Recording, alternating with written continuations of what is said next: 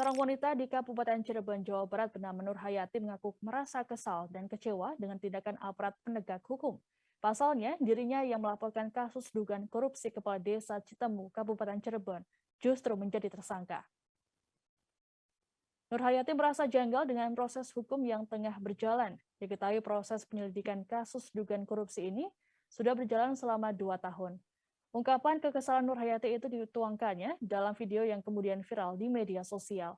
Adapun penjelasan dari Kapolres Cirebon Kota AKBP Fahri Siregar, penyidikan terhadap Nur Hayati berdasarkan petunjuk dari Jaksa Penuntut Umum Kejaksaan Negeri Sumber Cirebon. Nur Hayati sendiri diduga melanggar pasal 66 Permendagri nomor 20 tahun 2018. Fahri mengatakan Nur Hayati diduga turut serta membantu praktik korupsi Supriyadi yang merupakan Kepala Desa Citemu. Namun pihaknya belum dapat memastikan apakah Nur Hayati sudah menikmati hasil korupsi tersebut atau tidak. Sementara itu Supriyadi yang menjadi terlapor sudah ditetapkan sebagai tersangka korupsi dana desa tahun 2018, 2019, 2020. Penetapan tersangka pada Nur Hayati terjadi setelah Kejari Cirebon mengembalikan berkas dan meminta penyidik Satreskrim Polres Cirebon Kota untuk melengkapinya. Nur Hayati resmi jadi tersangka pada penghujung 2021. Terkait hal ini, Nur Hayati mengaku siap disumpah untuk membuktikan dirinya tak ikut terseret dalam kasus korupsi ini. Assalamualaikum warahmatullahi wabarakatuh. Saya Nur Hayati, Kawal Keuangan Desa Citemu, Kecamatan Mundu, Kabupaten Cirebon.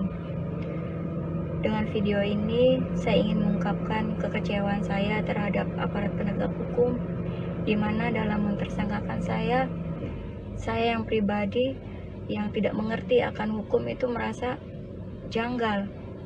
Karena saya sendiri sebagai pelapor, saya yang memberikan keterangan, saya yang memberikan informasi kepada penyidik selama hampir proses 2 tahun penyelidikan kasus korupsi yang dilakukan oleh kubu Supriyadi Desa Citemu. Di ujung akhir tahun 2021, saya ditetapkan sebagai tersangka atas dasar karena petunjuk dari Kajari.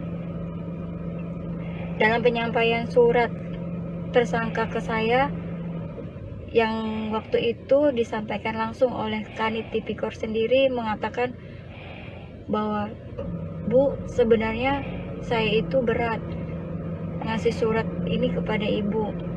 Karena kami tahu betul bagaimana peranan Ibu dalam proses terkuaknya kasus korupsi di Desa Citemu yang dilakukan oleh kubu Supriyadi. Tapi kami tidak bisa berbuat apa-apa karena semua ini atas petunjuk dari Kajari. Lantas apakah karena petunjuk dari Kajari saya harus dijadikan tersangka hanya untuk mendorong proses P21-nya kubu tersebut? Jadi di mana letak perlindungan untuk saya sebagai pelapor dan saksi?" Terkuaknya kasus korupsi yang dilakukan oleh kubu Supriyadi Desa Citemu, saya pribadi selaku Kaur Keuangan Desa Citemu, saya bersumpah Al-Quran atau disumpah apapun kalau saya tidak ikut menerima uang hasil korupsi yang dilakukan oleh kubu tersebut. Bahkan saya juga berani bersumpah kalau uang itu tidak pernah pulang ke rumah saya, 1 detik pun tidak pernah. Selama proses penyelidikan yang hampir memakan waktu 2 tahun.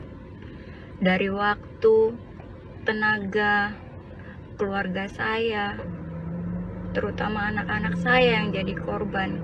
Karena waktu saya tersita hanya untuk mengungkap kasus korupsi kubu Supriyadi. Jujur, anak-anak saya di rumah gak ada yang ngurus karena suami saya bertugas di luar.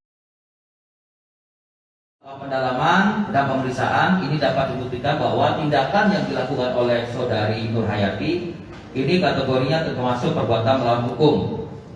Walaupun sampai saat ini kita masih belum dapat membuktikan bahwa saudari Nur Hayati menikmati uangnya, namun ada pelanggaran yang dilakukan dari tindakan yang dilakukan oleh saudari Nur Hayati, yaitu pasal 66 Permendagri nomor 20 tahun 2018. yang mengatur terkait masalah tata kelola, regulasi, dan sistem administrasi keuangan, di mana seharusnya Saudari Nur Hayati sebagai bendahara keuangan atau kaul keuangan ini seharusnya memberikan uang kepada KAUR atau Kasih Pelaksana Kegiatan Anggaran.